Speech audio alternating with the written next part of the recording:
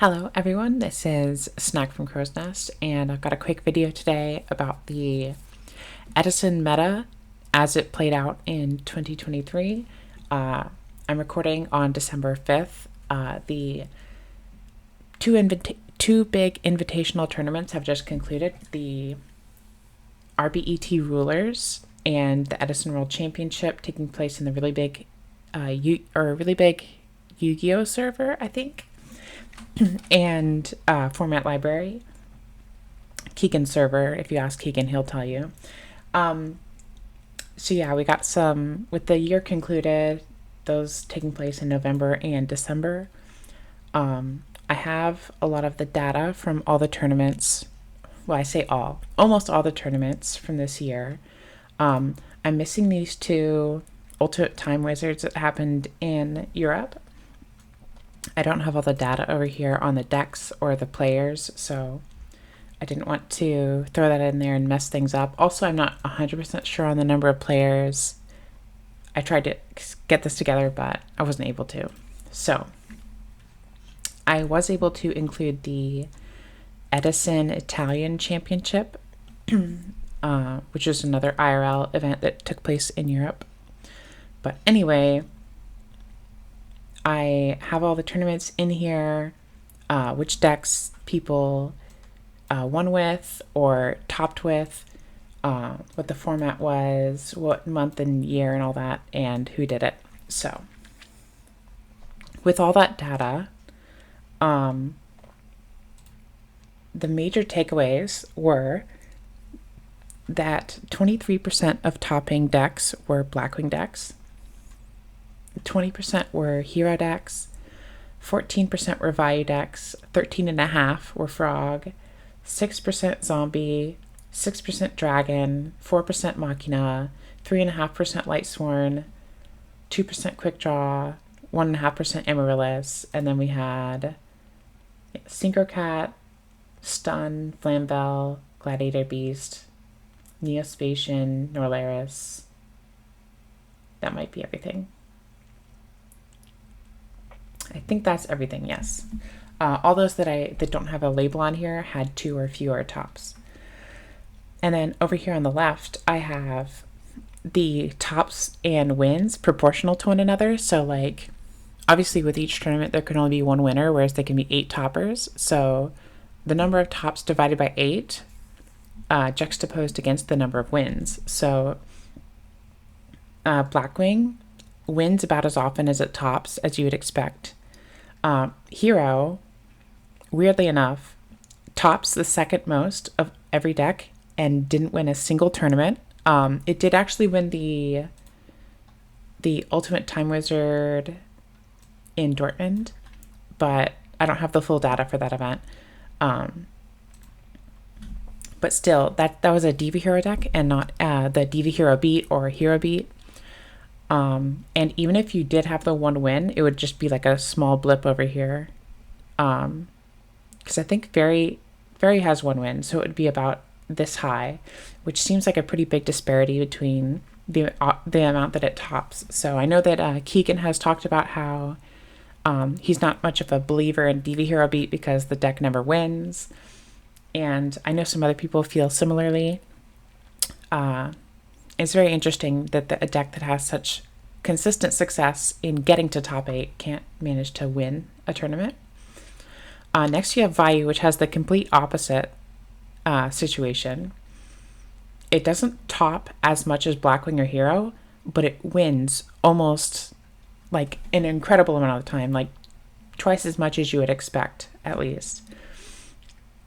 Frogs is topping about as much as Vayu, but it wins a normal amount, whereas Vayu is winning like crazy.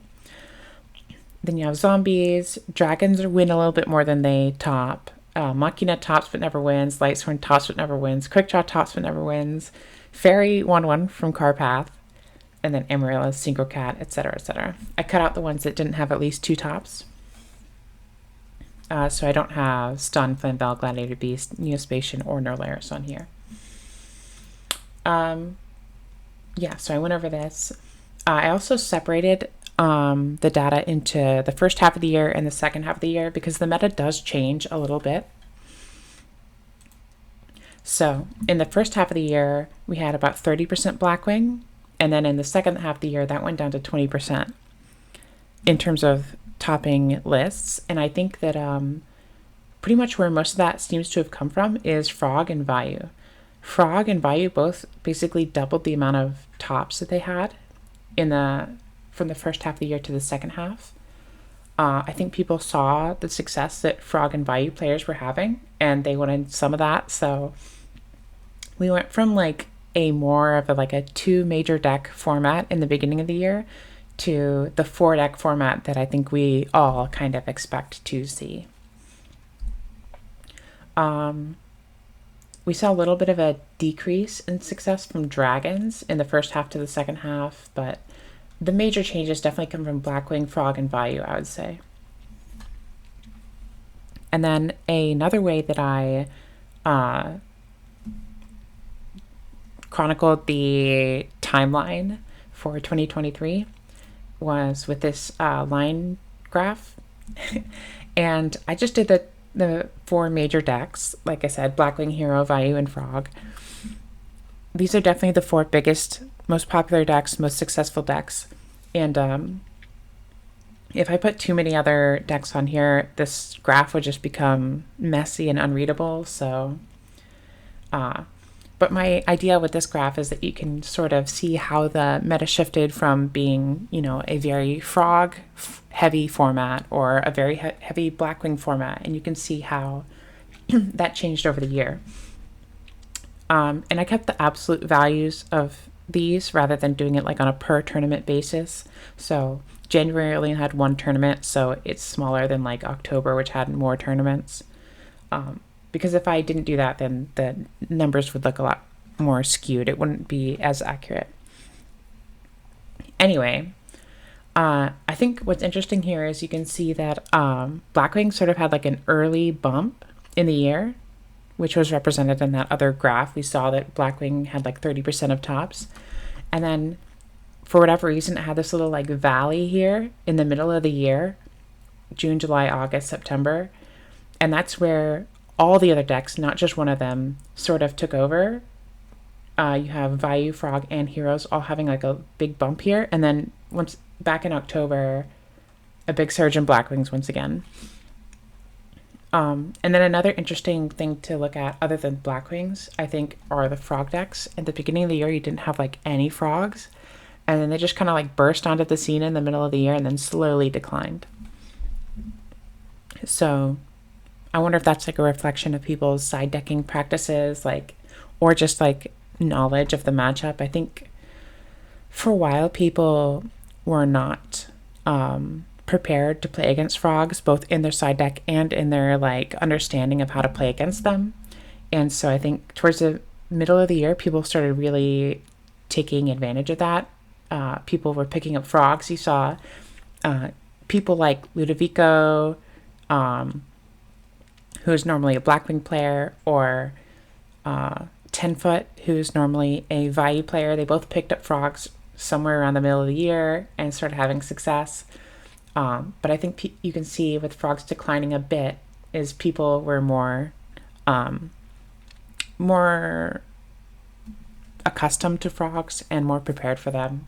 And as like pulling the rug started to become a side deck staple, not quite as much success.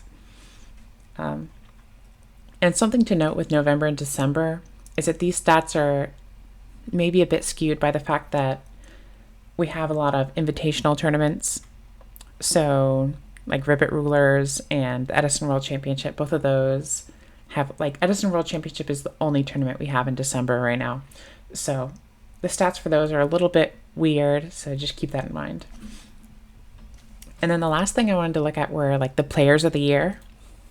So I just took some people in alphabetical order who had quite a few tops this year, and I wanted to give them props. I have their tops listed, and once again, these are only the ones that I have. I don't have some IRL events, so I might be missing some. I think for Turna, I think I'm missing one of his IRL tops or something, but anyways, chronologically, we had a True Hero in February, topping Deck Dev 3. He got 5th place there, and then he went on a roll in April, May, and June. Each of these months, he got 3rd place with, actually twice with Diva Hero, once with Blackwing, and then he got 2nd place at the Ultimate Time Wizard in, I think it was Charlotte or Raleigh, North Carolina, somewhere there. We all know that he lost to Matt Kay in finals, who was on Vayu. Then we have Ghost Rider with 5 tops as well. Both of them do. 5th place, he won RBET 7, which was an online event, and got 3rd place at Deck Dev, and then 5th place at 2, including the Edison World Championship. Ludovico won the first Edison World Championship qualifier with Blackwing. He had other good showings at a lot of other online events, including a win with Frogs at Peak of the Peak 4, and he got 5th place at the Edison World Championship Invitational. Samu might be my pick for the Player of the Year, honestly. Like, if I were to pick one person, I'd probably suggest Samu Pusteno. Started in January, finished in December, consistent throughout the whole year. Started off with Hybrid Blackwings, 3rd place at Peak of the Peak 2, 5th place at Deck Dev 3. He won HRC 1, 2nd place at Deck Dev 5, 5th place at the Championship Qualifier 3, and he just today, as I'm recording this, won the Edison World Championship Invitational. Very impressive year from him. I guess the only thing you could say is like no IRL wins, but much harder when you're in Europe, where I have more North American in-person tournaments listed. Then we had Turna. His is very impressive because he has 2 wins, an IRL win at a 115-player Italian tournament with Vayu. He won Edison World Championship Qualifier 4, and then he topped both Rulers and the World Championship. Both invitationals he topped. He got 2nd place at the World Championship. So very impressive stuff from Turna, and I think I'm even missing another IRL top from him, maybe another IRL win even. So very good stuff. I'm pretty sure he played Vayu at every single tournament. Lastly, we have Yondaime. 1st place at Peak of the Week 3, and then a lot of other consistent showings, including the IRL tournament that was won by Turna, and the Invitational where he just got 3rd place. So very, very good stuff from all these players. I think a lot of them are on Team Perfect Circle. Yondaime, Ludovico. In fact, I think Ghost Rider might even be. I was listening to a video with it by a True Hero that featured Ludovico, and I think he said that a True Hero and Ghost Rider, maybe even Turna, were all on the same team, which would be pretty crazy. It would make Samu Pusteno the only player who wasn't a member of Perfect Circle that I have listed as my Players of the Year. Well, anyways, that's been my statistical breakdown. It's been a great year for Vayu, a good year for Blackwings. I think we all kind of understand that these 2 decks are very, very strong. They're definitely helped by having Dark Arm Dragon. I think that's just kind of how the format is. Dark Arm Dragon's always going to be a very powerful card. And we do have the hero decks, Frog Heroes and Hero Beat mainly are the decks that seem to be providing the biggest challenge to the 2 Blackwing decks. Dragons did have a pretty good year, I would say, despite only making up kind of a sliver of the pie. We saw Fitz win with Dragons, Ghost Rider won with Dragons, Celia Bot won with Dragons. So, and I think Robert Frazee got 3rd at an IRL event with Dragons. I think regardless of whether you're going for the turbo route or the more of like a flip monster route, that version of the deck is definitely still evolving. And I think we even had Chico got like second place at in February with dragons, which was the Warrior Lady build with Mass Dragon.